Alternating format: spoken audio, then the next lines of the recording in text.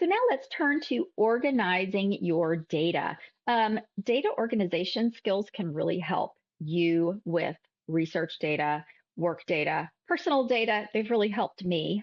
So if have you ever had this experience? You've saved a file, but you can't find it.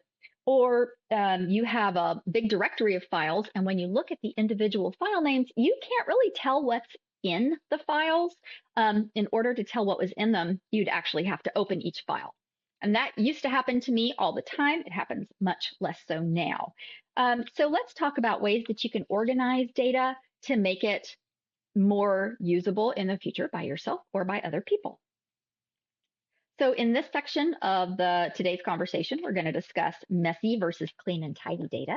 We'll talk about good file naming conventions, file and folder structure, and file formats for long-term preservation. Messy or untidy data is very important on your working with data journey. So when it is collected initially, most data are often kind of messy. Messy data are data that is incomplete, inaccurate, inconsistent, or improperly formatted. And data like that cannot be analyzed effectively. Common examples include missing values or inconsistent formatting, duplicate records, or extra characters such as leading or trailing white spaces.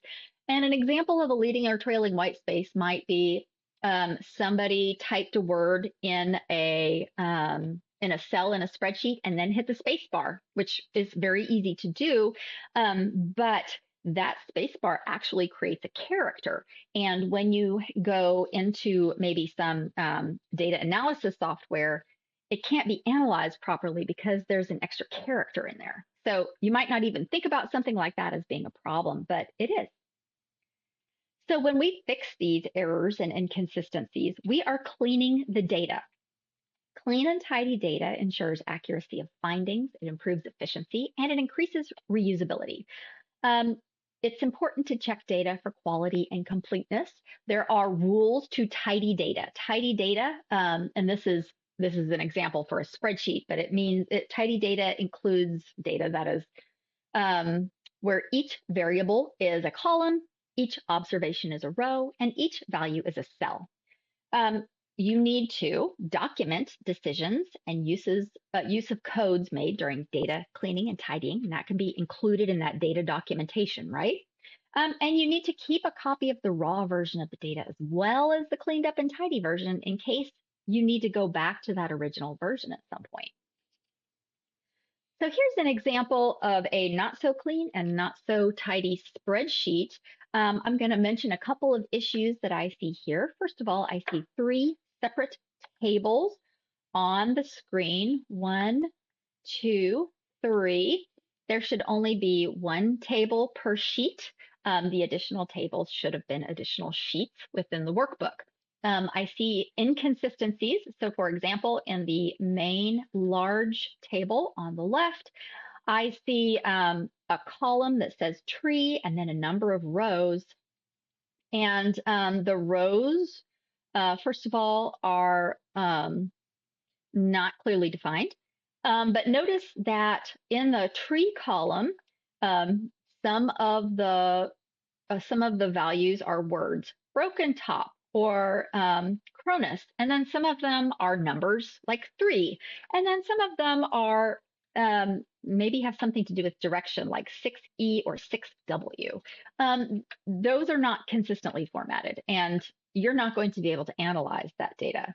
And then there are also some comments made within the tables, which could cause problems. And another example of values where information is missing is in this second table. Is we have a column called main trunk, and a lot of the values just say 0. So what happened there? So this is an example. If someone else had collected this data and you opened it and you looked at it and tried to make sense of it, it would be very difficult to do so. Or if you collected this data, maybe with some colleagues, and then you came back to it several years later, it would be difficult to understand what you had done the first time.